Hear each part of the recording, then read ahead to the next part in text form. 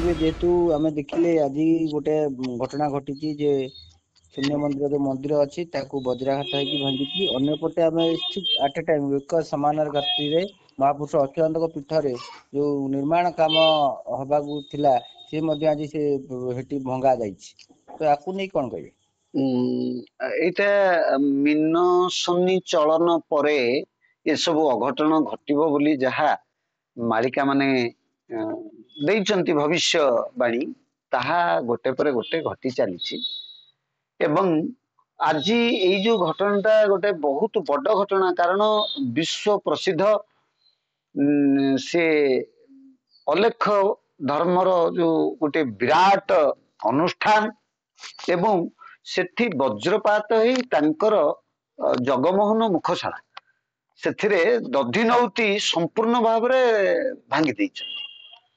एटा वज्र एवं आकु कौन सी मनुष्यकृत नुहे एटा देवकृत तेणु जोरंदा गादी विश्व प्रसिद्ध होइथिबा बेले सेठी जो सन्यासी माने अछंती से माने मूर्ति पूजा को एते माने पसंद करंतिनी मूर्ति पूजा तांकर नाही से माने होचंती अलेख से माने अणाकार को विश्वास करंती निराकार उपासना करंती एवं अखंड तांकर सूर्य उपासना करंती अखंड दीप तांकर दीपं ज्योति परम ब्रह्म दीपं ज्योति जनार्दन दीपं ज्योति हरत पाप दीपं ज्योति नम नम ये से दीप अखंड दीप तांकर धुनी ये से होची मूल कथा किंतु सूर्य उपासना करुथिबा एवं अग्नि को प्रार्थना करुथिबा अग्नि को पूजा करुथिबा संपूर्ण भाव रे से अग्नि द्वारा तांको आघात हेछि केवल मुखशालार दधिनौती भांगिछि ता नुहे सेठी अवस्थित करिथिबा जणे उच्चमानर साधक सन्यासी तांकु मध्य आघात पहुंचैछि से जड़ पलटि जाइछन्ति तांको किछि सुना जाउनी एई भली अवस्था सृष्टि हेछि समपरि अच्युत महापुरुष 500 वर्ष तलर जो नेमाल गादी पद्मवन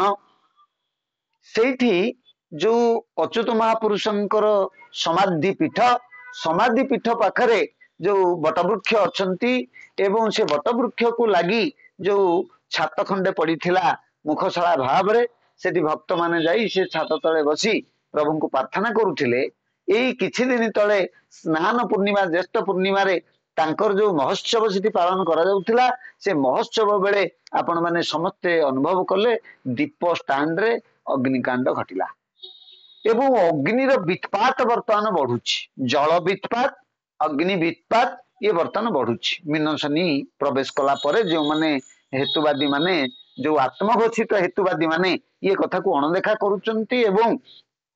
नाक टेकुचंती एवं यह एक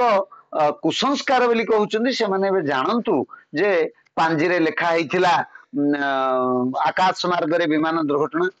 हेला आपण माने लगातार देखिले आकाश अहमदाबाद आकाश मार्ग रे विमान दुर्घटना रे शह शह लोक केमती तांकर प्राण चली गला सेही परी आपण देखिले केदारनाथ हिमालय रे गोटे हेलिकॉप्टर दुर्घटना घटला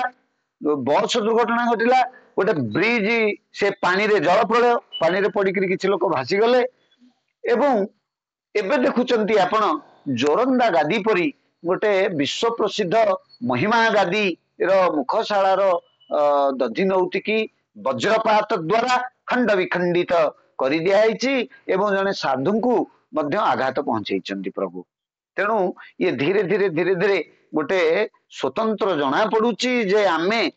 गोटे खंड प्रलय आड़ी को गति करुचु एवं प्रभु जदि कृपा न करिवे एथुरु मुक्ति होबा असंभव कारण जहा आमर संत कवि भीम भोई कहिचंती जल पवन रे एरे ह गढ़ीच रवि तले अछ रखी आसीबा बेल रे कर कपाल रे जहा देई अछ लेखी जल पवन रे देह गढ़ी रवि सूर्यंक तले आमको आपण रखिचंती प्रभु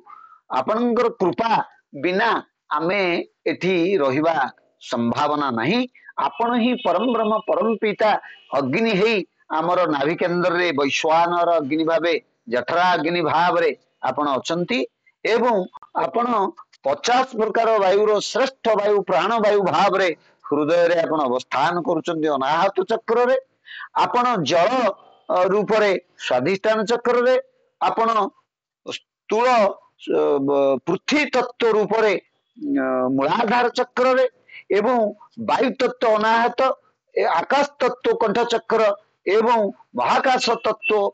सहस्रारे आपण निजे स्वयं परम ब्रह्म परम पिता भाव रे आम पाखे अवस्थान करुचंती प्रभु तेणु आपण कृपा करंतु आपण कृपा बिना आमे एठी रहबा संभावना नहीं एवं ये जो घटना गुड़िक घटुची धीरे धीरे ये आसुची आगामी यही 2-3 दिन भितरे आमर समग्र विश्व प्रसिद्ध पवित्र रथ यात्रा प्रभु चतुर्धा मूर्तिंकर हब तेणु से रथ यात्रा रे लक्षाधिक लोकंकर समागम हब से समस्ते सतर्क रहिबा कथा आपण देखुचंती समग्र ओडिशा रे गोटे हईजा व्यापीची ताकू कंट्रोल करी होनी भुवनेश्वर रे आपण कामल रोग जहा ये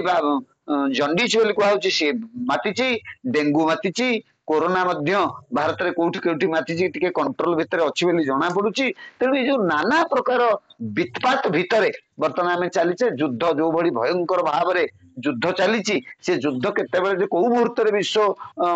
तृतीय विश्व युद्ध आड़िकी मुहाई जीव एवं कौन हम आम मानकर अवस्था ता किछि कहि हबनी एवं ईरान उपरे जो भली भाव रे अमेरिका तृतीय केंद्र पशिगिरी जो अटैक करिछि तार परमाणु घाटी मानक उपरे एवं सी जदि चाहिब जो समग्र भारत पृथ्वीर अनेक देश तांकरी सिस्टम द्वारा जो तैल विशोधित तैल को नहीं देश चलाउचंती सी यदि चाहिब बर्तमान ईरान से व्यवस्था टी बंद करदब ताहले आमे मध्य तैल पाइबारे व्यतिक्रम हब आमर जानवाहन अचल हो आमर खाद्य आमको मिलबनी आमे गोटे भयंकर स्थिति आड़िकी गति करुचे जहाँ मारिका वर्णना करिसेंती ताहा हेबाकु जाउची तेणु समस्ते एकमुख रे हरि को प्रार्थना करंतु प्रभु जगन्नाथ को प्रार्थना करंतु प्रभु पंचसखा को प्रार्थना करंतु यह एक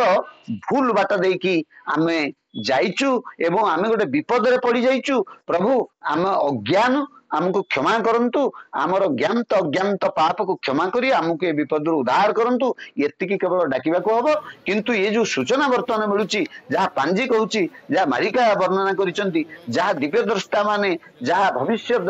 वक्ता माने कहिसेंती ता वर्तमान फली फली जाउची तेणु से कथा को नजर को विशेष भाव में नहीं एवं भगवान को पाखरे प्रार्थना करंतु केमिति आमे उद्धार होबा सेति दीप जलांतु जगन्नाथ को प्रार्थना करंतु ताहले आमे एथुर उद्धार होबा। जय श्री जगन्नाथ जय अच्युत महापुरुष जय पंचसखा।